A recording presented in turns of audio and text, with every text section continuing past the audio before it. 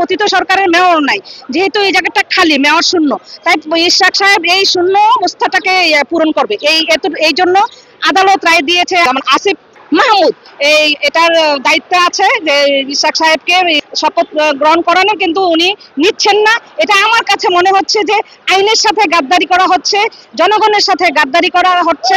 ইশরাক সাহেব যখন নাকি মানে নির্বাচনে ওনাকে হারানো হয়েছিল, তখন সাথে সাথে এটা নিয়ে অভিযোগ করা হয়েছিল আদালতে। সেটা তখন যেই সরকার ছিল সে তার মানে ইশরাক সাহেবের এন্ট্রি, যার কারণে ও বিগত 3-4 বছর ওনাকে ওনার এই অভিযোগটা নিয়ে কাজ করতে দেওয়া হয় নাই।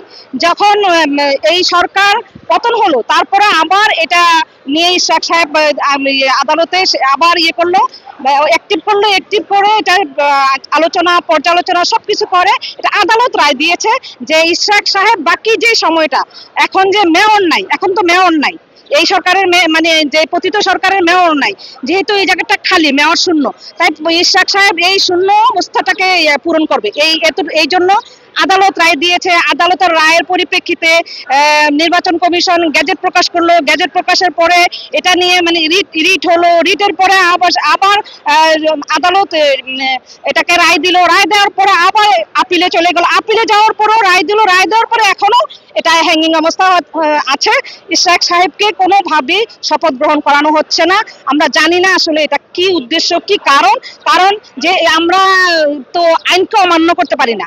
আইন তো আমাদের দেশে তো কারো ক্ষমতা নাই যে সুপ্রিম কোর্টের মতো একটা আদালতকে কারো অমান্য করা, যেখান থেকে রায় হলে তার প্রধানমন্ত্রী সহ সেই রায়কে অমান্য করতে পারবে না, এই যেই নিয়ম। কিন্তু আমরা দেখছি যে বর্তমানে যেই যেমন আসিফ মাহমুদ এটার দায়িত্বে আছে যে ইশরাক সাহেবকে শপথ গ্রহণ করানো, কিন্তু উনি নিচ্ছেন না। এটা আমার কাছে মনে হচ্ছে যে আইনের সাথে গাদ্দারি করা হচ্ছে, জনগণের সাথে গাদ্দারি করা হচ্ছে, তারপরে নগরবাসীর সাথে গাদ্দারি করা হচ্ছে। আসলে ম্যাডাম, আমাদের দেশে যে রাজাকার শব্দটা ব্যবহার করা হয়, এটা হচ্ছে একটা ট্যাগ। কেউ সত্যিকারের রাজাকার হওয়া লাগে না, এটা দিয়ে এক পক্ষ আরেক পক্ষকে ঘায়েল করার একটা সিস্টেম চলে আসছে। এখন